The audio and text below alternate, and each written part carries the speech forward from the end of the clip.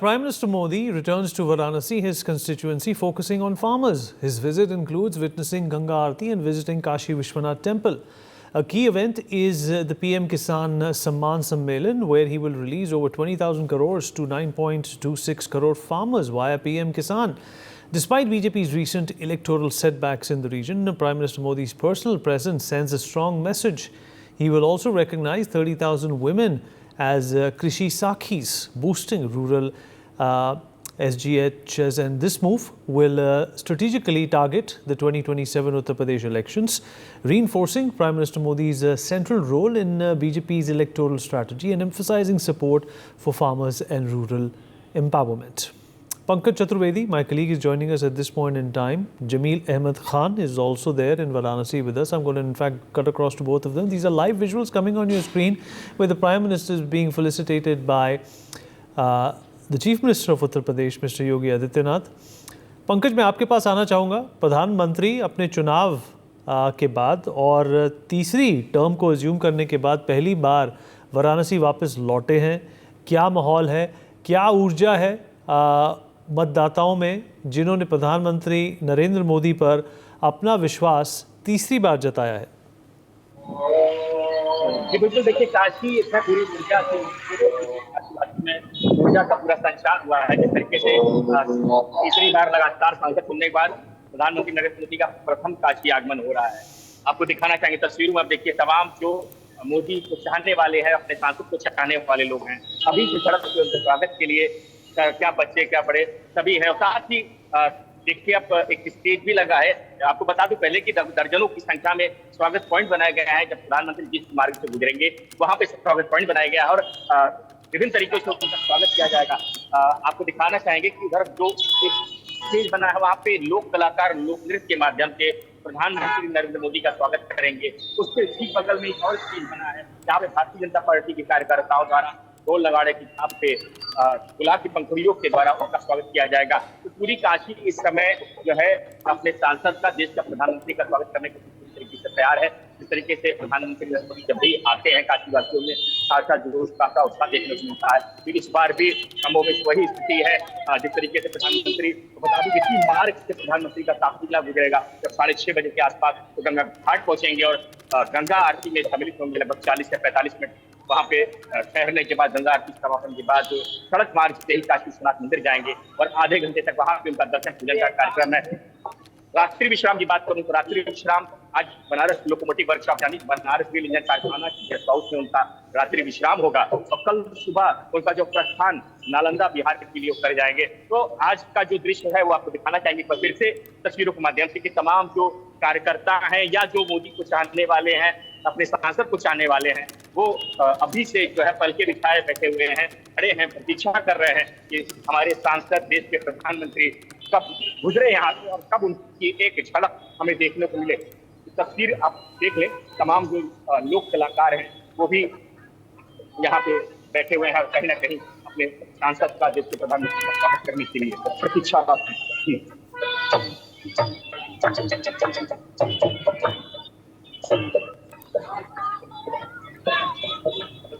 All right, let me also rope in my colleague Jameel Ahmed Khan, who is joining us at this point in time. Jameel, कहाँ हैं आप इस वक्त, और ये बताइए कि प्रधानमंत्री मोदी के वापस आने पर, पहली बार वापस आने पर, अपनी तीसरी टर्म को अज्यूम करने के बाद किस तरह का माहौल है? और प्रधानमंत्री ने चुनाव जीतने के बाद ही एक निर्णय लिया था कि किसानों को और महिलाओं के लिए वो जो कार्य करना चाहते थे उसका एक तरह से उन्होंने अनुमान दे दिया था और उसको कंप्लीट भी किया है. क्या इस बात को लेकर चर्चा हो रही है वाराणसी में ऑन ग्राउंड? देखिए बिल्कुल, प्रधानमंत्री नरेंद्र मोदी तीसरी बार 18वीं लोकसभा चुनाव जब जीते और उसके बाद शपथ लेने के बाद बनारस अपने संसदीय क्षेत्र आज पहुंच चुके हैं.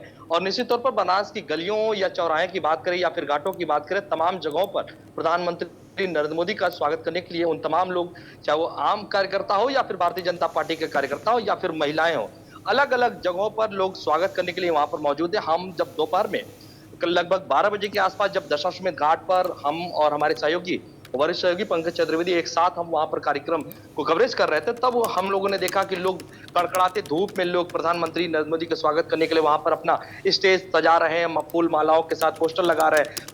तो निश्चित तौर पर उत्साह बनारस के लोगों के अंदर देखने को मिल रहा है। महिलाओं से भी हमारी बातचीत हुई तो उनकी अलग डोली बनाई गई है, वो तमाम जगहों पर अपनी प्रधानमंत्री का स्वागत करने के लिए वहां पर उनको लगाया गया है। अलग अलग जगहों पर लोगों की जिम्मेदारी दी गई है। दूसरी बात यह है कि जो लखपति महिलाओं की बात प्रधानमंत्री नरेंद्र मोदी अपने दूसरे टर्म में कहा था, उसी फार्मूले को लेकर तीसरे टर्म में प्रधानमंत्री नरेंद्र मोदी ने महिलाओं को लेकर जो है उन सखी उसको प्रमाण पत्र देंगे।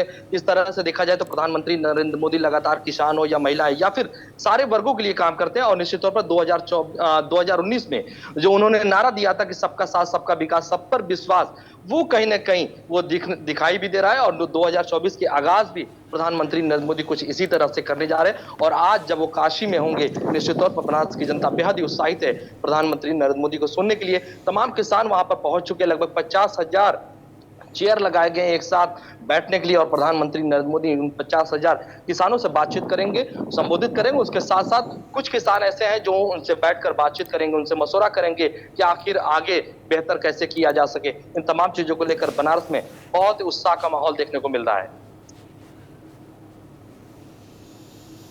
बिल्कुल ठीक कहा आपने। ये भी बताइए कि प्रधानमंत्री के स्वागत के लिए और इन सारी नीतियों को और जो प्रधानमंत्री ने जो घोषणाएं की हैं उनके आगमन के लिए, उनकी खुशी के लिए क्या क्या इंतजामात किए गए हैं? देखिए, तमाम इंतजामात है, चाहे वो एयरपोर्ट पर जैसे ही प्रधानमंत्री नरेंद्र मोदी लगभग 4:30 जैसे ही वहां लैंड किया और बाहर ही प्रधानमंत्री नरेंद्र मोदी के स्वागत करने के लिए तमाम लोग थे। हालांकि वहां से वायुसेना के हेलीकॉप्टर से वो सीधा पहुंचेंगे सभा स्थल पर, जो राजा तालाब के मेहदीगंज में और मड़ई इलाका वो पड़ता है। वहां पर एक जनसभा है जो किसानों का जनसभा है। उन किसानों की जनसभा को संबोधित करने के लिए तो अलग अलग नेताओं को जो प्रभारी है उनको जिम्मेदारी दी गई है, अलग अलग जगहों पर जिम्मेदारी दी गई।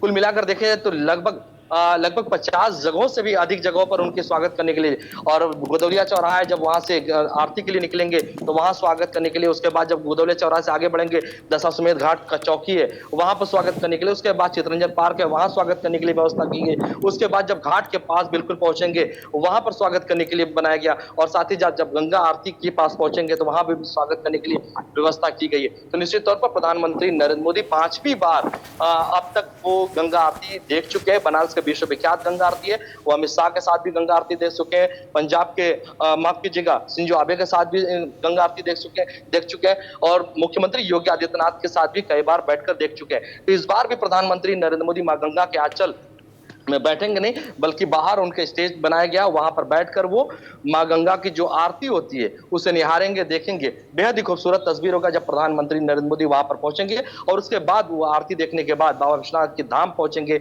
जहां पर लगभग 30 मिनट पूजा अर्चन करेंगे। और फिर वहीं से वो बरेका गेस्ट हाउस के लिए रवाना हो जाएंगे, जहां पर रात्रि विश्राम करेंगे।